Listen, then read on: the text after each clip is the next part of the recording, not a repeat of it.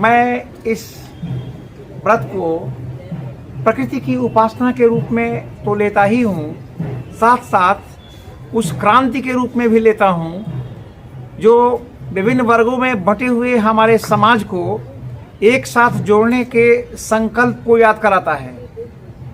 चाहे हम कितनी भी जातियों में बटे हों, चाहे हम कितनी भी विचारधाराओं में बटे हों, हमारे पंथ अलग हो सकते हैं, हमारी सोच अलग हो सकती है, लेकिन जिस रोज हम छठ व्रत में शामिल होते हैं, डूबते हुए या उगते हुए सूरज की उपासना करते हैं, उस समय हम भूल जाते हैं कि हम अलग अलग हैं। हम सब एक हो जाते हैं, समरसता हो जाती है, एकता की एक झंकृति पैदा होती है हमारे बीच में, और वो जो झंकृति है वो हमें उद्वेलित करती है वर्ष भर कि हम एक थे, एक हैं और एक रहेंगे।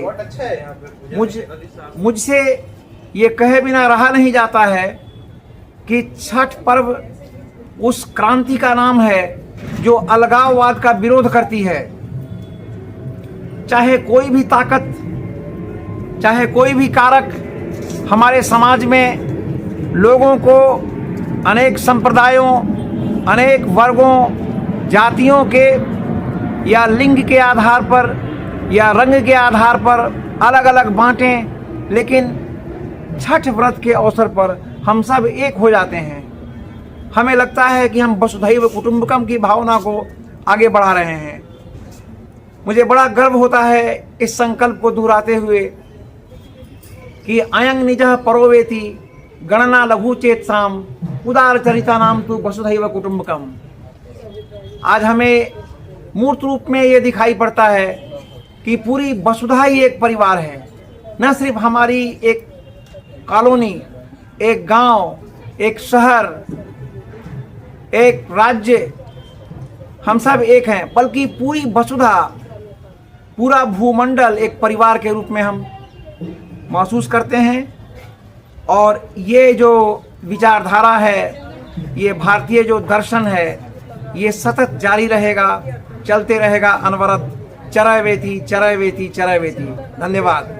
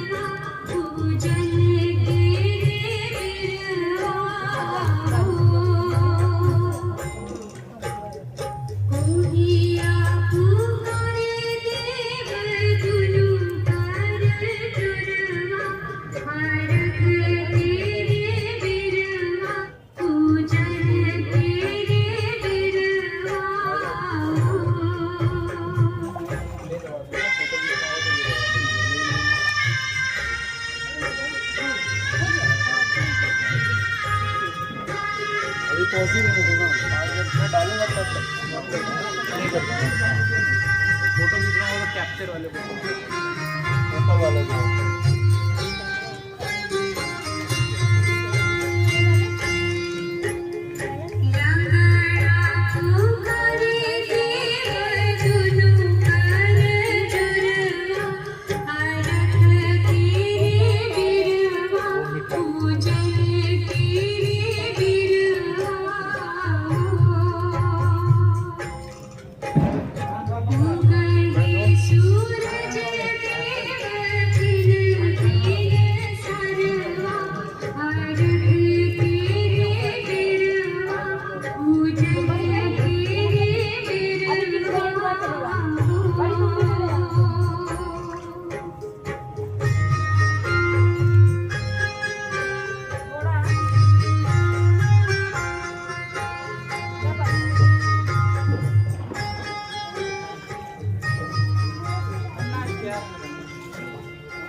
आराम से इधर मैडम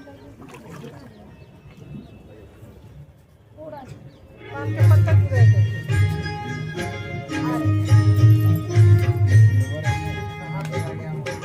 नहीं रहना गुरु ठीक है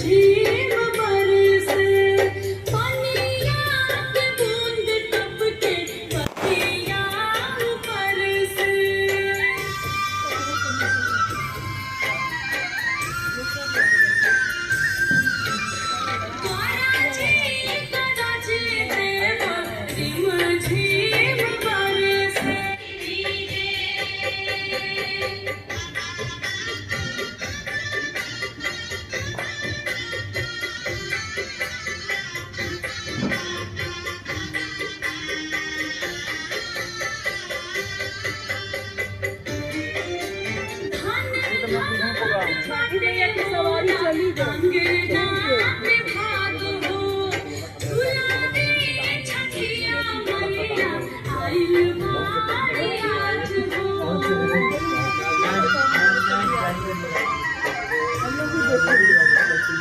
छठी मैया की जय हो। परिवार कल्याण करें समाज में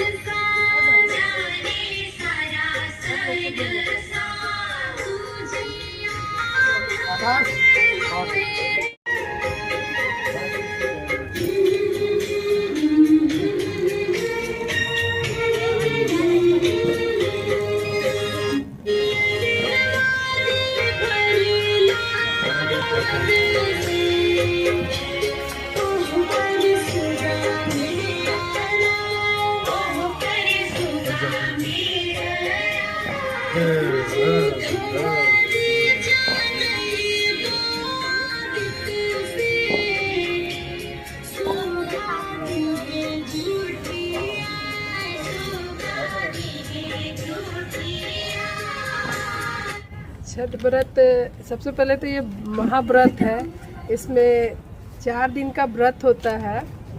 4 दिन 2-3 दिन ये निर्जला होता है। अच्छा। और मैं अपने परिवार के लिए, बच्चों, अपने दोस्तों, सबके लिए मैं ये व्रत करती हूँ और सबके अपने साथ साथ सबके सुखी संपन्न के लिए मंगल कामना करती हूँ। और अच्छा लगता है व्रत करती हूँ। इसमें सबके सहयोग भी हमको मिलता है और इससे अपनेपन का एहसास होता है कि हाँ, हाँ, सारे हमारे अपने लोग हैं, हमारे हाँ, चीज़ अच्छा, में वो बोलिए। बोल आते हैं, लोग बैठते हैं।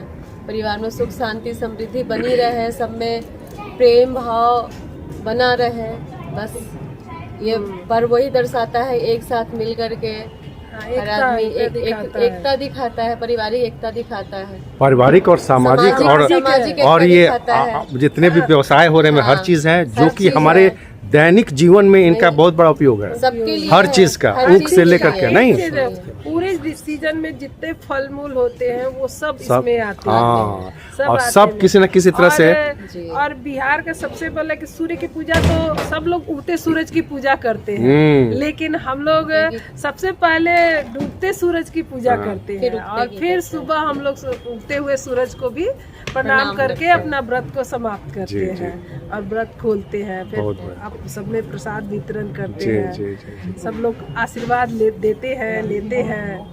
अच्छा लगता है। श्रद्धा का त्योहार है, श्रद्धा का त्योहार है, श्रद्धा का पर्व है। ये श्रद्धा है तो सिर्फ सच्ची भावनाएं हैं।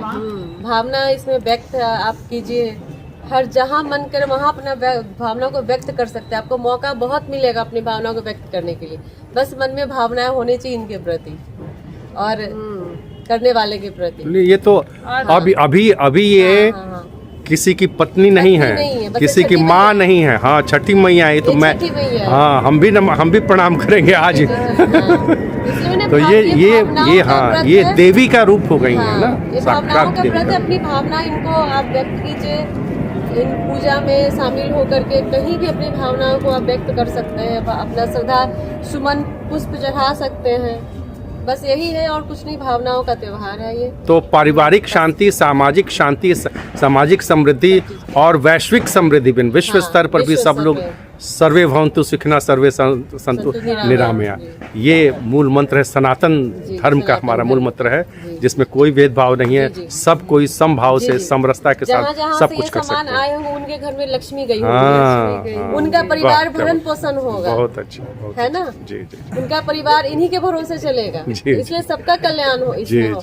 मतलब हमारा पूजा पाठ त्योहार क्या, ये सबके कल्याण के लिए होता है। क्योंकि हम बाजार से सामान खरीद कर लाते हैं, जहाँ से लाते हैं उनके परिवार का भी भरण पोषण हो रहा है। बिल्कुल। तो और हमारे मतलब हम लोग को संतुष्टि मिलता है कि हाँ भाई हम ये काम किए, हम ये चीज लिए, हम ये चीज चढ़ाए, प्रभु हमारे प्रसन्न होंगे, देवी देवता हमारे प्रसन्न होंगे। हमारे भी भावना मैं आपसे जानना चाहता हूँ कि छठ व्रत का स्वास्थ्य से क्या संबंध है? क्या इसका वो सूर्य भगवान का है ना, जो सूर्य भगवान है या छठी मैया है, वो सूर्य भगवान वो हमें मतलब आरोग्य निरोगी काया देने में समर्थ है। वो हर चीज देने में समर्थ है।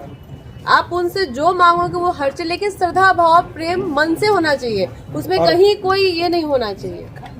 अगर आप पूरे भाव से अगर आप उनकी आराधना करते हैं तो हर चीज देने में समर्थ है। वो निरोगी काया भी देंगे, आपको ऐश्वर्य भी देंगे, आपके परिवार में सुख शांति भी देंगे, वो हर चीज देंगे। लेकिन हमारी वो आंचल जो है ना, ये पूरा गहरा होना चाहिए।